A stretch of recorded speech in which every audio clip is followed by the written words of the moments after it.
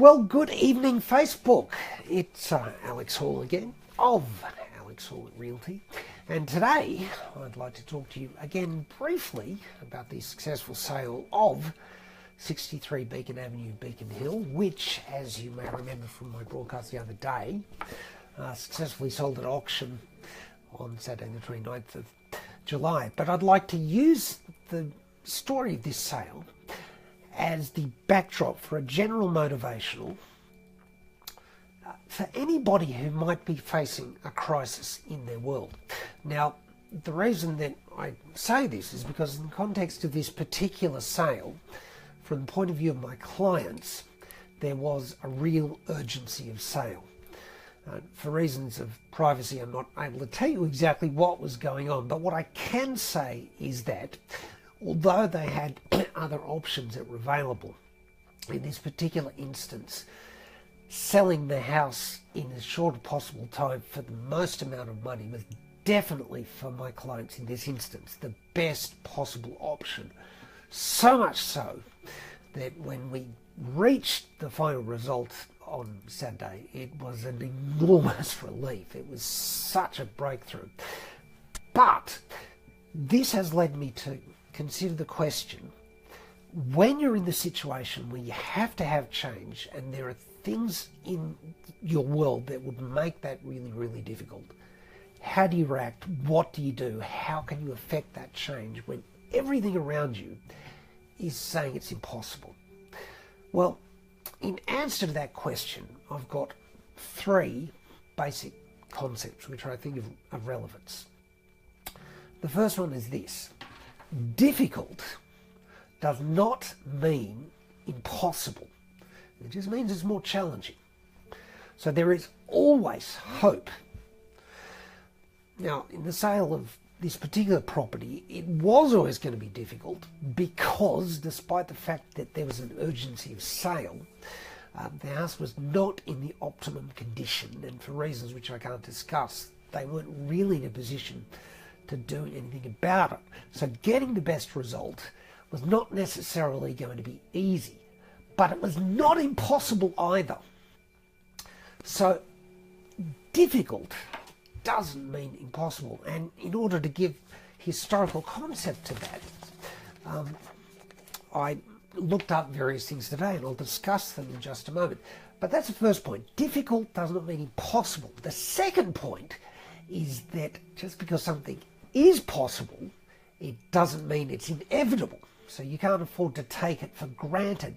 And the third thing, which I shall be discussing in this broadcast, is that once you've decided that something is possible and that you're going to go for it, particularly in cases where you have to have it, is that you can't afford, as you get to within eyeshot of the finishing line, to assume that you have it until final changes happened. Because in the words of Edwin Lewis Cole, change is not change until it is change. Okay, so let's talk about the first thing. Just because something is difficult, it doesn't mean that there is no hope. It just means you're going to have to spend more time getting it done. Now, in the world of sport, which can sometimes be a useful analogy, people assumed that nobody would ever beat Mike Tyson until somebody did beat him in the 1924 Olympics.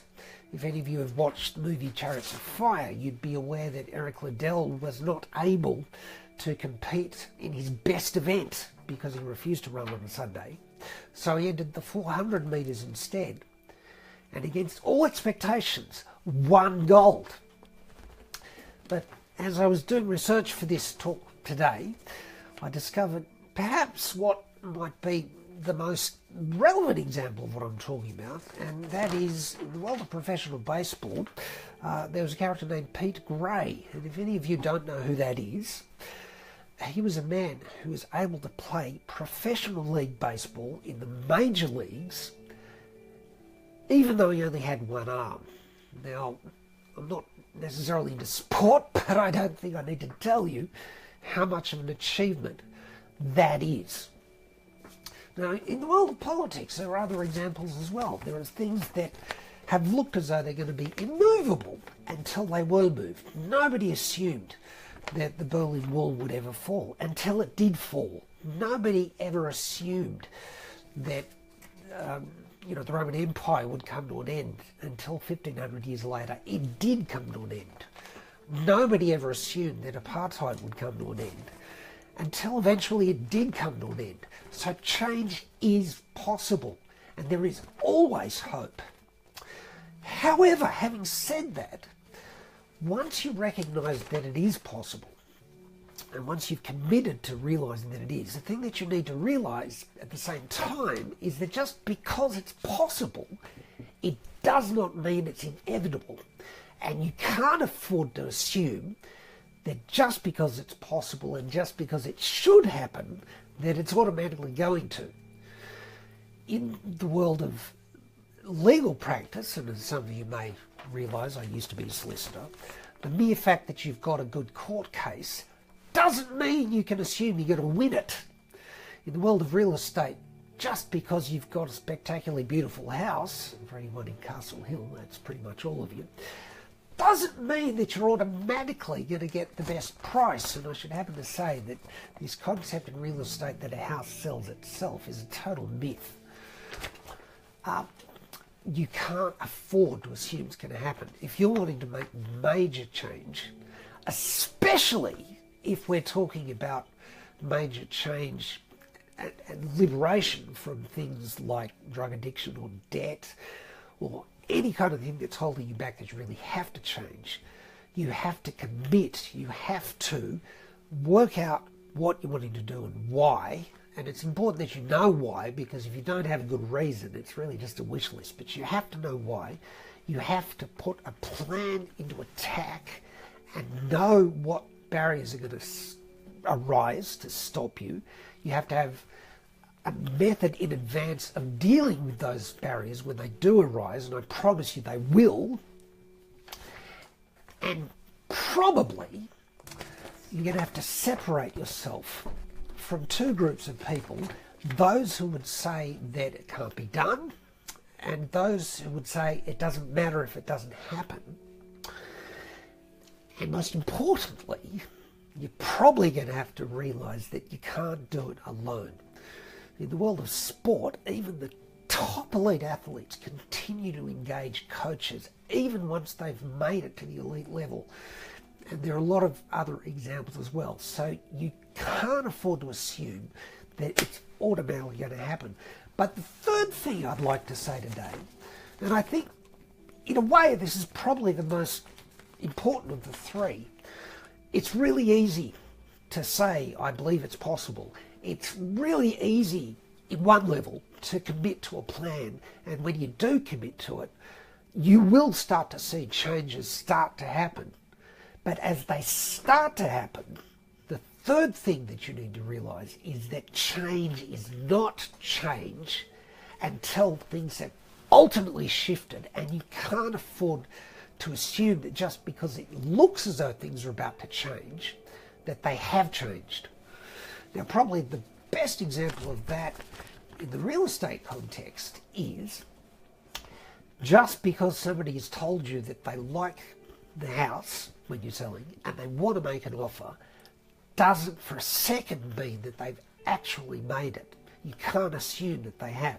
And even after they've made that offer and even after the contracts have been exchanged, you really can't afford to relax entirely until, as I like to say, there's ink on the paper and cash in the bank. But as a sort of more abstract visual analogy of what I'm talking about, when I was a kid, I used to really like running up downward flowing escalators. Now, when you're a kid, that's easy to do, and if the escalator's not too long, it's kind of fun, it's a bit of a challenge. When you become an adult, it becomes slightly more challenging, unless of course you're very, very fit. But in a way, it's a good analogy of what we're talking about, because when you're trying to change, make changes in your world, it can seem as though everything is going against you. But when you're wanting to do something like that and you commit to running to the top of the downward flowing escalator, and you run into it with full gusto and you have everything with you and you've got people on the sideline saying, yes, you can do it, you can do it. You start to make progress up the incline. As you keep going, you eventually reach the point where the incline levels out and you're now not having to run uphill anymore and you're level with the floor that you're trying to get to. But at that point, if you don't hang on to the very end and step off and actually onto the floor that you're trying to get to, and you just stay there assuming that you've made it, what will happen is that the escalator will do its job and it will just take you right back to where you came from. So you can't afford to let go until you finally got the change that you need to have in your hands. So to summarize, I'd just like to say that even though any of you might be facing a crisis right now, even though it might look as though there is no hope, I promise you there is hope, and you need to know that and you need to believe it. But if you are going to reach out and try and affect the changes in your world, the next thing you need to do is commit to doing it, because the mere fact that you're wanting to doesn't mean that the entire industries that exist in some cases that are devoted to stop you from doing what you're trying to do are going to let you get away with it. You're going to have to fight for it. You're going to have to commit to it. You're going to have to plan for it. You're going to have to work the plan, and you're going to have to continue to go all the way. And you're really going to have a coach with you to encourage you. And the third thing you need to realize is that you can't afford to give up until you finally got it. But probably the last thing I'd like to say, and perhaps this is the most important thing of all, is that it's worth it. It is worth it. The reason that we went through the heartache of putting this house on the market was because they had to sell it. It wasn't an easy sell. It was an incredibly stressful 4 weeks, especially for me, considering these people are personal friends of mine. But the result was worth it. And my clients are now happily able to move on to the next stage of their lives. And if you're in a crisis and you're able to find the help you need and to commit to change and to commit to it until you get it, the results are going to be more than worth it. Okay, so I hope all of that made sense. I'm really just wanting to send out a message of hope to all of you who might be hearing this. If anybody wanted to talk to me in real estate context, you're more than welcome to call me 0403 194 813 or email me alexhallteam.com.au. I've got a really useful book that I can give you on how to sell your house for best price. But for now, this is Alex Hall of Alex Hall at Realty signing out. I hope you have a fantastic evening and a fantastic weekend ahead. Thanks so much.